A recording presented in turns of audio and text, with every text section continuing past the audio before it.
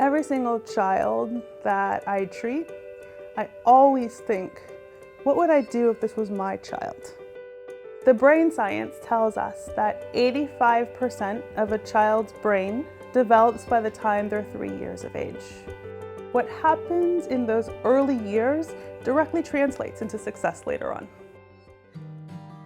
As a pediatrician, we screen for developmental issues starting from a day or two after they're born. There are some motor skills that we really want to work on him with. It allows us to really support and cheerlead the areas where children are excelling. And it also allows us to identify areas of concern. My wife and I have a 3-year-old son. His name is CJ. And we bring CJ to see Dr. Long about every 6 months. How are you, CJ?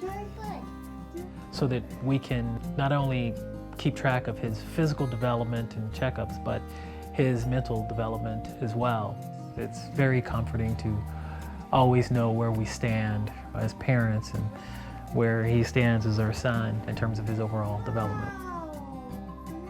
Child development is a broad spectrum. Every child fits somewhere on that spectrum. And it is the parent, the caregiver, that can answer these developmental questions because they are with the child every single day.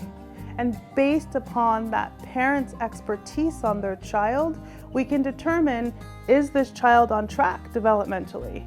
Are there gray areas where we're concerned? Or are there big red flags where we actually need to identify what the issues are and then refer that child for interventions? Exactly. It sounds like he's right on track. Oh. And so the fundamental question is, how do we create programs that allow for every single child to have access to screening, referrals, interventions that promote their development? Dr. Long uses a really interesting development screening tool. It helps measure CJ's strengths and weaknesses in terms of his overall mental and educational development.